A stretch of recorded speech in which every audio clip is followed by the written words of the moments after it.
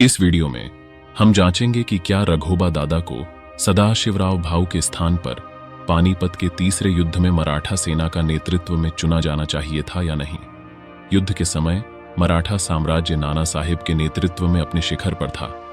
कुछ लोग मानते हैं कि नाना साहेब का सदाशिवराव भाऊ को रघोबा दादा के स्थान पर चुनने का निर्णय ही मराठों की हार का कारण बना।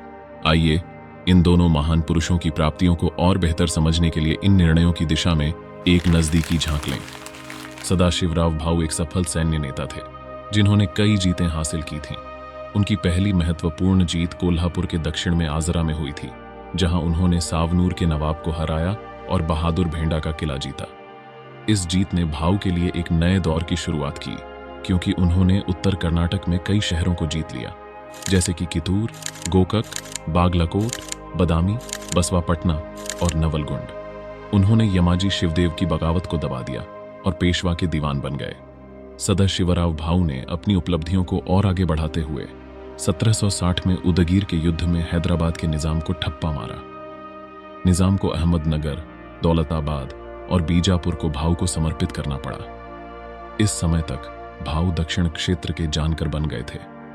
हालांकि जल्द ही मराठों तक खबर पहुंची कि अहमद शाह अब्दाली अवध के नवाबों और रोहिलखंड के साथ मिलकर जोधपुर और अंबर के राजपूत शासकों के साथ आक्रमण के लिए आ गया है। इसने मराठों के लिए एक प्रमुख संकट पैदा किया। बुराड़ी घाट के युद्ध में दत्ताजी शिंदे की मौत हो गई और भाऊ को उदगीर से परतुर बुलाया गया ताकि उन्हें अफगानों के खिलाफ उत्तर में मराठा प्रचार का नेतृत्व करना पड़े। भाऊ एक कुशल योद्धा थे, लेकिन उन्हें उनके रणनीतिक क्षमताओं या समझौता कौशल के लिए नहीं जाना जाता था। उन्होंने यह निर्णय लिया कि अपनी सैन्य अभियान में उनके साथ अनगिनत तीर्थयात्रा करने वाले पिलग्रिम्स और उनके परिवारों को ले आएंगे। यह गलती साबित हुई, क्योंकि इन तीर्थयात्रियों ने सेना पर बोझ डाला और उन्हें कठिनाइयां झेलनी पड़ी। इसके विपरीत रघोबा दादा भी एक सफल सैन्य नेता थे। उन्हें 1757-58 के उत्तर पश्चिम अभियान की सफलता और काशी और अयोध्या जैसे हिंदू तीर्थ स्थलों को मुक्त कराने के प्रयासों के लिए जाना जाता था। उनके प्रारंभिक वर्षों में उन्होंने उत्तर में महासंग्राम किया और 1753-1755 के दौरान जाटों के साथ एक लाभकारी संधि का समापन किया। रघुनाथ राव ने मुगल सम्राट अहमद शाह बहादुर को कैद में डाला और आलमगीर को राजा बनाया, जिसकी वफादारी मराठों के लिए समर्पित थी। रघोबा दादा ने कई किले हासिल करने के बाद भी उन्हें बहुत कम आर्थिक लाभ मिले। यह समझ पाना असंभव है कि पानीपत के तीसरे युद्ध में मराठा सेना का नेतृत्व बनाने के लिए रघोबा दादा का चयन होता तो क्या होता।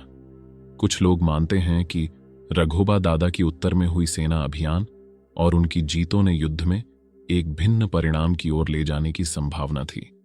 हालांकि यह केवल कल्पना है और हम कभी नहीं जान सकते कि वास्तव में क्या होता। समाप्त में यह कहना कठिन है कि सदाशिवराव भाऊ को रघोबा दादा के स्थान पर चुनना एक गलती थी या नहीं।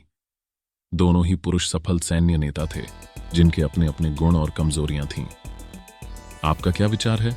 नीचे टिप्पणियों में अपने विचार साझा करें। ऐसे दिलचस्प वीडियो देखने और हमारे परिवार का हिस्सा बनने के लिए हमें सब्सक्राइब करें। लाइक, कमेंट, शेयर करना न भूलें।